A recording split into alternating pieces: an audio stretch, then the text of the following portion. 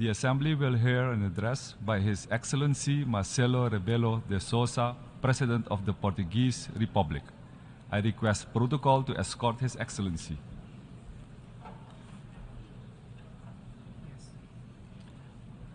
On behalf of the General Assembly, I have the honor to welcome His Excellency Marcelo Rebelo de Sousa, President of the Portuguese Republic, and to invite him to address the Assembly.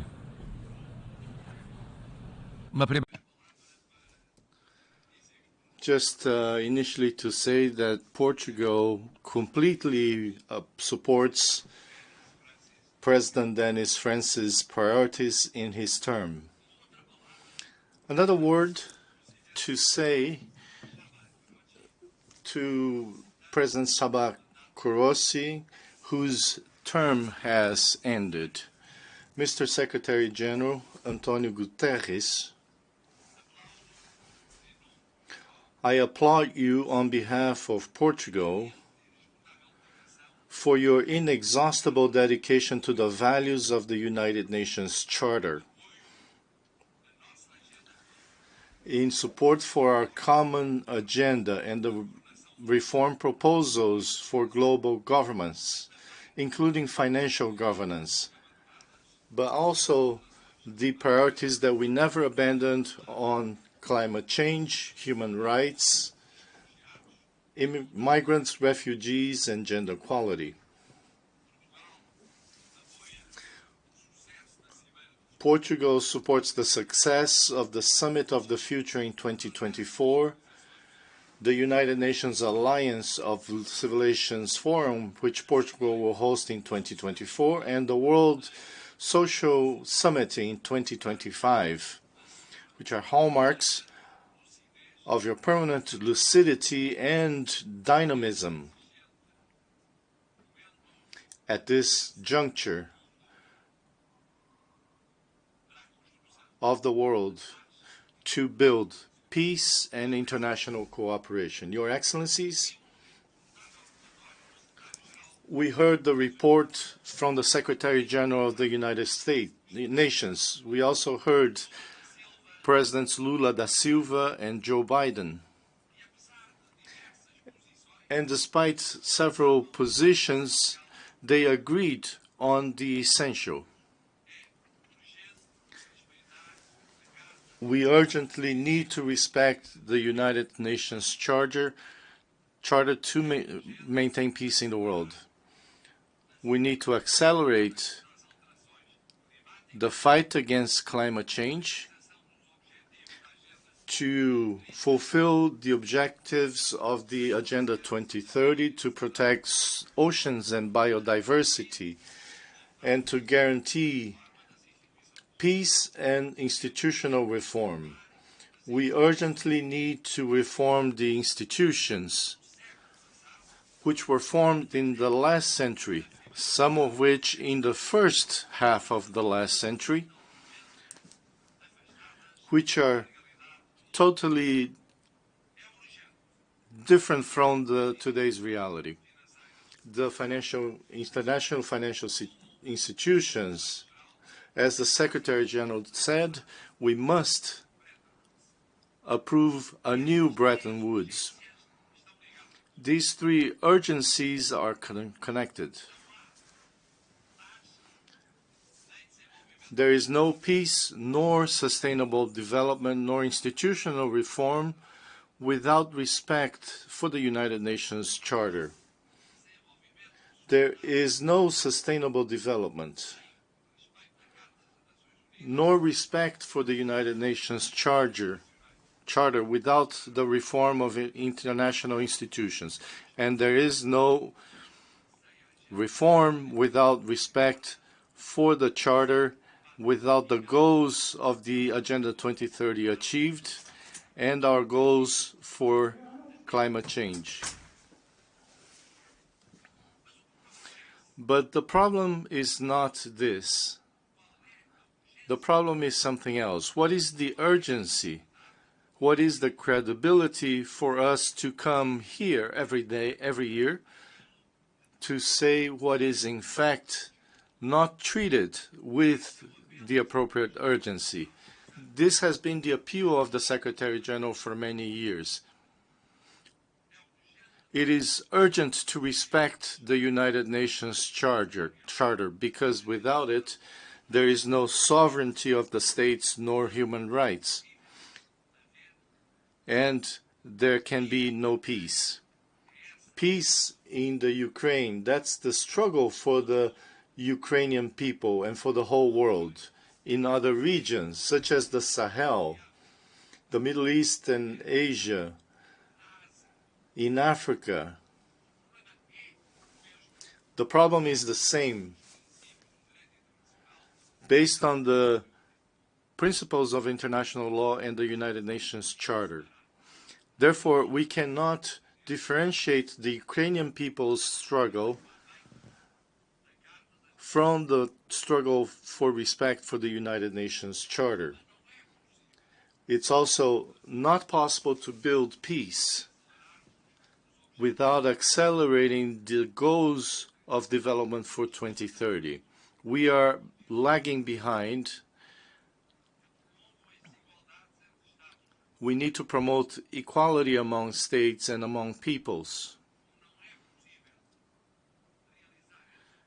We cannot achieve these goals without reforming international institutions. The concept of security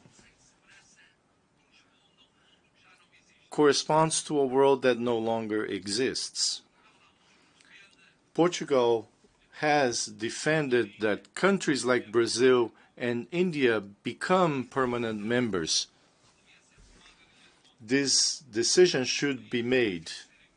These countries cannot be ignored.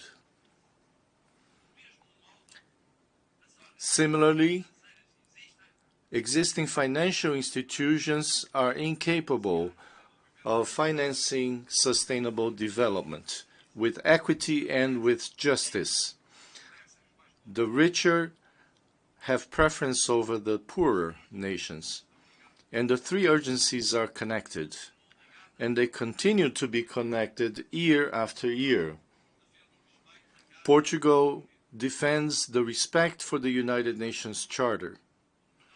Portugal defends the acceleration of the struggle against climate change, trying to move forward in decarbonization, in promoting clean energy, in promoting the ocean, in protecting the oceans and biodiversity, in defending the reform of institutions in the United Nations and the international financial institutions. We will not cease to support the Secretary General of the United Nations because it's easy to come here every year and to make the same promises and never deliver on those promises, not to contribute to peace, not respecting international law and the United Nations Charter, not contributing to justice and sustainable development, delaying the sustainable development goals by 2030, to promise a new world governance with concrete solutions for institutional reform, talking about financing for those that need it without giving examples of such financing. Portugal just signed with Cabo Verde, a country that is part of the world of 300 million Portuguese-speaking persons. We signed an environmental and climate fund committing debt to the economic development, sustainable, of Cabo Verde. This should happen systematically because existing debt and converted into sustainable development. Our goal and that of other countries that speak Portuguese. Mr. President, Mr. Secretary General, Excellencies, year after year, we lose time. Time has come for us to deliver on respect for international law, on building peace. It is time to deliver on international cooperation, on the correction of world inequalities, on climate change, on the reform of the United Nations. It is time to deliver on the reform of international financial institutions. Without this, there is no possible multilateralism. There is no lasting cooperation and no peace throughout the world. Every day we lose is another day of inequality, selfishness, conflict, war. Every day we gain is another day of justice, development, and peace. I hope that 1 year from now we can meet again and that we can say there is more peace than war, there is more justice than injustice, there is more equality than inequality, there is more climate action than climate inaction. There is more reform of the United Nations. There is more reform of the financial institutions.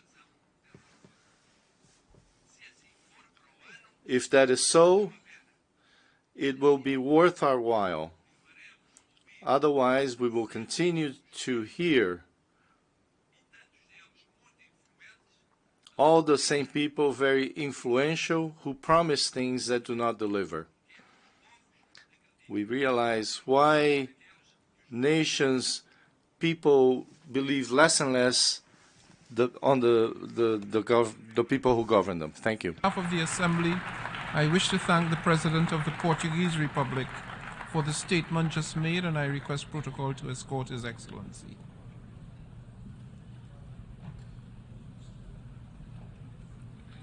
The Assembly will hear an address